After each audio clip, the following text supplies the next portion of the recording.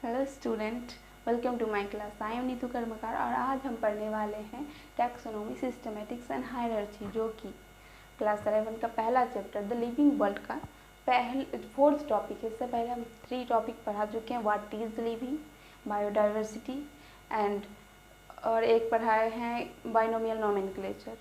आज हम पढ़ने वाले हैं ये तीनों को एक माइंड मैप के थ्रू, जो कि याद रखना बहुत ही ईजी हो जाएगा।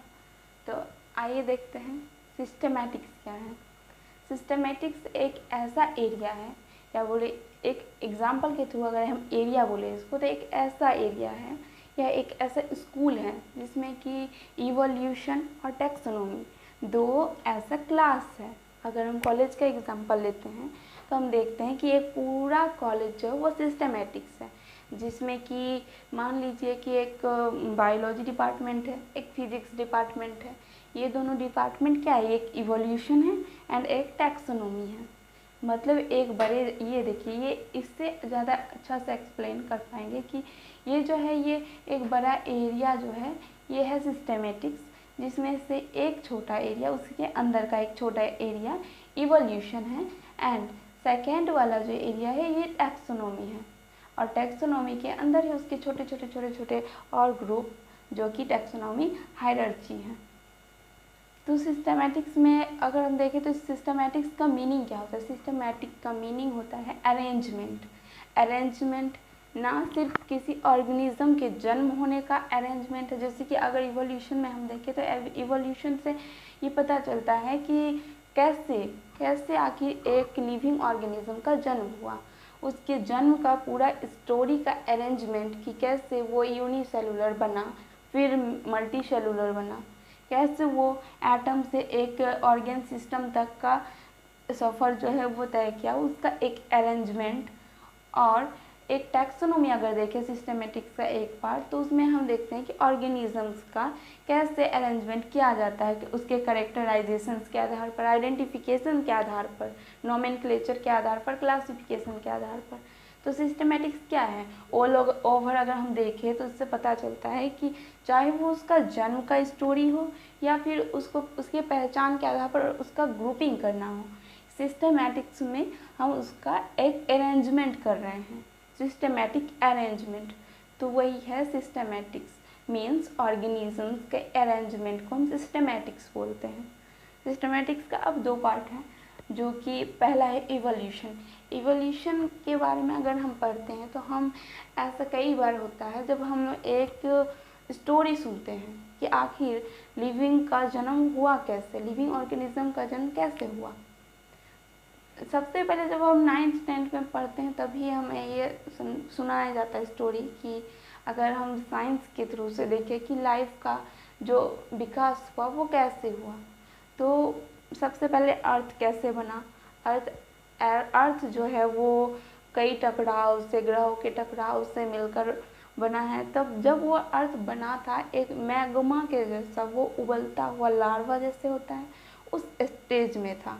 इतना गर्म था, ना तो उसमें कोई लाइफ थी, ना ही उसमें वाटर था, कुछ भी नहीं था उसमें।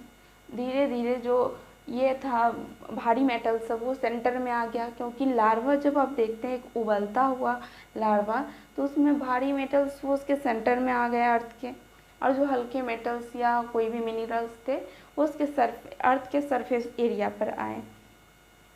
देन फिर हम देखते हैं कि वो बहुत बार अर्थ ठंडा हुआ, गर्म हुआ, ठंडा हुआ, गर्म हुआ, फिर एक ऐसे स्टेज में आया जबकि उसमें वाटर का फॉर्मेशन हुआ।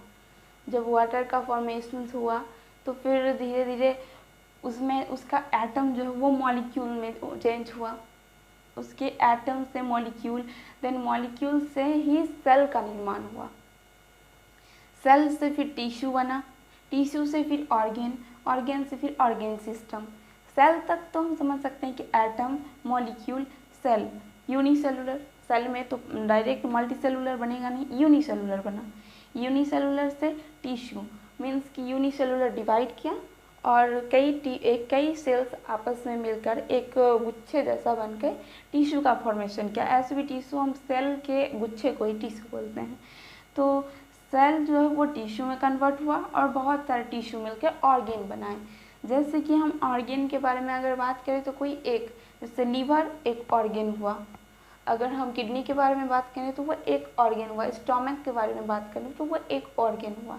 लेकिन यही ऑर्गेन आपस में मिलकर, जैसे अगर हम रेस्पिरेटरी सिस्टम के बारे में बात करें तो उसमें सिर्फ एक ऑर्गेन नहीं है, रेस्पिरेटरी में लंग्स है, थॉरेक्स है, नोज है और भी बहुत कुछ है। तो इसीलिए जो बहुत सारा ऑर्गेन मिलकर एक ऑर्गेन सिस्टम बनाता है, देन ऑर्गेन सिस्टम मिलकर ऑर्गेनिज्म बनाता है। तो ऑर्गेनिज्म से एक कंप्लीट बॉडी हम बोल सकते हैं कि ऑर्गेनिज्म से एक कंप्लीट बॉडी बना, मतलब कि ये एक इंसान या कोई भी एनिमल बोल सकते हैं। तो एटम से ऑर्गेनिज्म तक का जो स्टोरी है वही है इवोल्यूशन। और सिस्टमेटिक्स में इवोल्यूशंस को ऐसे ही अरेंज करके सजाया गया है कि कैसे एक एटम से लेकर ऑर्गेनिज्म तक बना, ये हुआ इवोल्यूशंस का अरेंजमेंट। अब हम देखते हैं टैक्सोनॉमी। टैक्सोनॉमी क्या है? टैक्सोनॉमी जो है इस चैप्टर का सबसे इम्पॉर्टेंट पार्ट है, जिसमें इस चैप्टर में बस उसको इंट्रोड्यूस किया गया है कि टैक्सोनॉमी में क्या क्या है। क्योंकि जब हम यहाँ से नॉमेनक्लेचर तक, मतलब कैरेक्टराइजेशन से लेकर नॉमेनक्लेचर तक हम इस चैप्टर में पढ़ेंगे। क्लासिफिकेशन नेक्स्ट क्लास में, क्लासिफिकेशन ये एक पूरा चैप्टर है, लेकिन फिर भी हम इसमें जितना है इस चैप्टर में उतना हम क्लासिफिकेशन को भी इसमें ज़रूर पढ़ेंगे, क्योंकि इंट्रोड्यूस इसी में किया गया है। देन हम समझ पाएंगे कि बोला किसके बारे में जा रहा है। तो आइए देखते हैं टैक्सोनॉमी में क्या है। टैक्सोनॉमी 2 वर्ड से मिलकर बना होता है, एक तो टैक्सिस, दूसरा नोमोस। टैक्सिस मीन्स अरेंजमेंट होता है, taxis means arrangement and nomos means rule. Rules के साथ किसी ऑर्गेनिज्म का अरेंजमेंट, ग्रुप में, चाहे वो ग्रुपिंग करने के लिए कर रहे हैं या फिर कोई एक्सपेरिमेंट करने के लिए कर रहे हैं, नेमिंग के लिए कर रहे हैं, किसी भी ऑर्गेनिज्म को रूल के साथ ग्रुपिंग में करना या उसको अरेंज करना, वो होता है टैक्सोनॉमी। टैक्सोनॉमी को हम 4 कैटेगरी में बांट के पढ़ सकते हैं। क्या टैक्सोनॉमी में, जो कि ग्रुपिंग करना ही इसका मेन ये है, मकसद है कि कैसे हम इसको ग्रुपिंग करेंगे अलग अलग। तो taxonomy is the grouping. Grouping इसको करने के लिए हमको 4 स्टेप में किसी भी ऑर्गेनिज्म को, किसी भी लिविंग ऑर्गेनिज्म को देखना होता है। सबसे पहले कैरेक्टराइजेशंस, जिसमें कि हम पढ़ चुके हैं कि व्हाट इज़ लिविंग।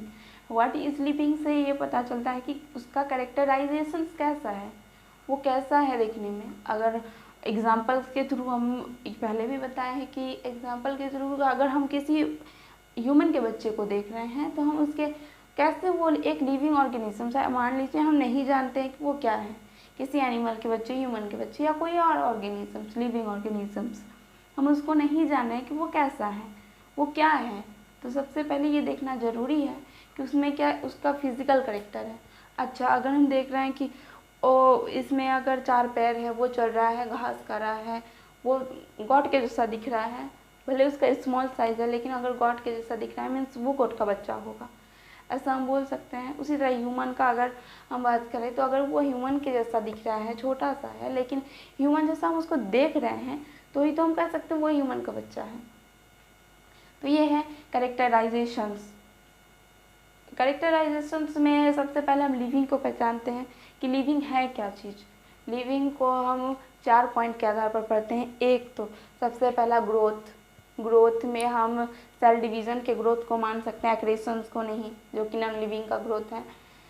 ग्रोथ, फिर रिप्रोडक्शंस, जिसमें ग्रोथ होता हो, जिसमें रिप्रोडक्शंस होता हो, जिसमें कॉन्शियसनेस हो, मतलब रिस्पॉन्स करने का क्षमता हो, और जो कि मेटाबॉलिज्म हो जिसके अंदर, वो क्या है, वो लिविंग है।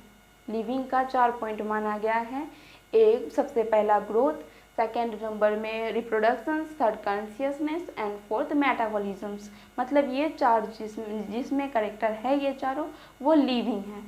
आइडेंटिफिकेशंस में हम कंपेयर करते हैं, वही कि ह्यूमन है या कोई और ऑर्गेनिज्म से, हम उसको मैच करते हैं, किसी से कंपेयर करते हैं कि अच्छा वो उससे में अगर वो मैच कर रहा है उससे, तो वो ह्यूमन है। अगर वो ह्यूमन से मैच कर रहा है, अगर कोई एनिमल से मैच कर रहा है तो वो एनिमल है। तो कंपेरिजन जब तक हो रहा है तभी तो हम पता लगा सकते हैं कि वो कौन सा ऑर्गेनिज्म है। तो इसीलिए आइडेंटिफिकेशन में इसका कंपेयर किया जाता है कि कैसे कौन सा ऑर्गेनिज्म किससे मैच हो रहा है, उसी के आधार पर तो हम ग्रुपिंग कर सकते हैं। ग्रुपिंग करने के लिए बहुत सारा ऑर्गेनिज्म सिमिलर चाहिए। अगर हम बोले कि लिविंग ऑर्गेनिज्म और नॉन लिविंग को ये करना है, ग्रुपिंग करना है, तो हम लिविंग का जितना भी लिविंग है उसको एक ग्रुप में रखेंगे, और जितना भी नॉन लिविंग है जो कि रिस्पॉन्स, कॉन्शियसनेस, रिप्रोडक्शन, ग्रोथ नहीं शो कर रहा उसको एक ग्रुप में रखेंगे। उसी तरह इसमें जो कि हम लिविंग का ही ये कर रहे हैं, ग्रुपिंग कर रहे हैं, तो हमको लिविंग से कंपेयर करना ज़रूरी होता है, जो कि हम बायोडाइवर्सिटी में पढ़ेंगे। आइडेंटिफिकेशंस मतलब बायोडाइवर्सिटी में हम पढ़ चुके हैं कि हम कंपेयर कैसे करते हैं। तो करेक्टराइजेशंस में व्हाट इज़ लिविंग में जो हम पढ़े हैं वो है कि हम कैसे लिविंग को पहचान सकते हैं। फिर आइडेंटिफिकेशंस में ये है कि हम उसको कैसे कंपेयर करते हैं, कंपेयर करके कैसे हम समझ सकते हैं वो कि किससे सिमिलर है, किससे सिमिलर नहीं है। देन अब हम पहचान लिए उसको, तो अब तो उसको नेम देना ज़रूरी है, जो कि हम बाइनोमियल नोमेनक्लेचर में पढ़े हैं कि कैसे नेमिंग किया जाता है। नोमेनक्लेचर मतलब नेमिंग करना। नेमिंग करने के लिए रूल्स होता है, जिसमें हम जेनस एंड स्पेसीज को मिलाकर नेम लिखते हैं, जो कि साइंटिफिक नेम बोला जाता है। जिसको साइंटिफिक नेम में जेनस एंड स्पेसीज दोनों को मिलाकर लिखा जाता है, जिसमें जेनस को कैपिटल लेटर से स्टार्ट किया जाता है, स्पेसीज को स्मॉल लेटर से। कुछ ऐसे रूल हैं जो कि बाइनोमियल नोमेनक्लेचर में दिया हुआ है। उस रूल के अनुसार ही हम नोमेनक्लेचर करते हैं। अगर हम एक बार रिवीजन इसको दे दें तो नोमेनक्लेचर के लिए हमको देखना होता है उसके 4th रूल को, जिसमें या तो लैटिन या ग्रीक वर्ड में हमको लिखना होता है, और अगर हम इंग्लिश लिख रहे हैं तो उसमें सबसे पहले अगर जेनस लिख रहे हैं, जेनस में हमको कैपिटल से शुरुआत करना होता है, और स्पेसीज में हमको स्मॉल से स्टार्ट करना होता है। देन हमको दोनों सेपरेटली हमें उसे अंडरलाइन करना होता है, जेनस को अलग और स्पेसीज को अलग, दोनों को अंडरलाइन करना होता है। देन जिस साइंटिस्ट ने उस नेम को डिस्कवर किया है ब्रैकेट में, उस नेम को लिखना होता है। इस पूरे प्रोसेस से बाइनोमियल नोमेनक्लेचर कंप्लीट होता है। अब लास्ट पॉइंट क्लासिफिकेशन, जो ये सबसे मेन पॉइंट यही है क्लासिफिकेशंस, क्योंकि इसमें जो ये हायरार्ची है वो क्लासिफिकेशंस में आता है। क्लासिफिकेशंस क्या है? क्लासिफिकेशंस अब हम नेमिंग कर चुके हैं, अब हमको उससे ग्रुपिंग करना होगा। किसी भी लिविंग ऑर्गेनिज्म को पहचाने, कंपेयर किए, नेमिंग किए, अब उसको हमें ग्रुपिंग करना है। तो हायरार्ची क्या है?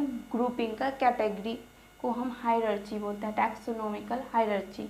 मतलब ग्रुपिंग का कौन सा ग्रुप बड़ा है, कौन सा ग्रुप छोटा है, उस ग्रुप को हम बोलते हैं हायरार्ची।